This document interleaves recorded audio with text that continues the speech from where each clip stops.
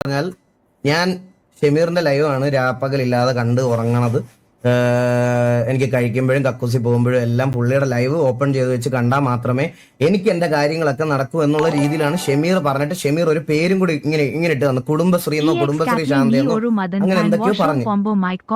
അപ്പൊ ഇത്രയും കാര്യങ്ങൾ നമ്മൾ ഈ കോ ലീഡേഴ്സ് ആയിട്ടുള്ള ആൾക്കാരുടെ അടുത്ത് പറഞ്ഞ് സംസാരിച്ച് ഇതൊക്കെ ആക്കിയിട്ടും ഇത്രയൊക്കെ കമ്മിറ്റ്മെന്റോട് കൂടി ഞാൻ MRC മെമ്പേഴ്സിനോട് ഓഫ്ലൈനിൽ നിന്നിട്ടും എൻ്റെ അടുത്ത് മാക്കും ഷെയ്ക്കും വന്ന് ഈകളെ എന്ത് സജഷൻ ഉണ്ടെങ്കിലും നമ്മുടെ അടുത്ത് ക്ലിയർ ഇതായിട്ട് പറയാം എന്ന് പറഞ്ഞ് സംസാരിച്ച് വെച്ചിരുന്ന ആൾക്കാരോട് ഇത്രയൊക്കെ കമ്മ്യൂണിക്കേറ്റ് ചെയ്തിട്ടും ഈ പറയുന്ന കോ ലീഡേഴ്സിന്റെ ചാറ്റ് വരെ ഞാൻ ഇടയ്ക്ക് ലൈവ് കണ്ടിട്ട് ഞാനിപ്പോ കുറച്ച് 2-3 ദിവസമായിട്ട് ഞാൻ ഇവരുടെയൊക്കെ ലൈവ് ഈ പറയണത് പോലെ ഞാൻ ചെക്കൗട്ട് ചെയ്യാറുണ്ടായിരുന്നു.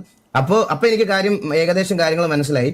ഞാൻ ട്രീറ്റ് ചെയ്തത് പോലെ അല്ല സത്യം പറഞ്ഞ, ശരിക്കും പറഞ്ഞു കഴിഞ്ഞാൽ ഈ പറയണ ഇവര് ഞാൻ ഒരു കാര്യം പറയാം. ഈ പറഞ്ഞ പോലെ ഓക്കെ ഷെയ്ക്കും ഞാനുമായിട്ട് ഒരു ഇഷ്യൂ ഉണ്ടെങ്കിൽ അത് നമ്മൾ സോർട്ട് ചെയ്തോളൂ. അതിൽ നിന്ന് ഞാൻ പറഞ്ഞ കാര്യം എന്ന് പറഞ്ഞാൽ മൂന്നാമതൊരാള് അതും പറഞ്ഞത് ഓക്കെ ഈ പറഞ്ഞ പോലെ ഈകള് വന്നിട്ട് പറഞ്ഞത് നോർമലി നിൽക്കുമ്പോൾ നോർമൽ ഒരു ഇതിലാണ് ഈ പറഞ്ഞ പോലെ ഷെയ്ക്കും മാക്കുമായിട്ട് ഇങ്ങനെ പ്രശ്നം ഉണ്ടല്ലേ, അങ്ങനെ പറഞ്ഞാൽ ഓക്കെ.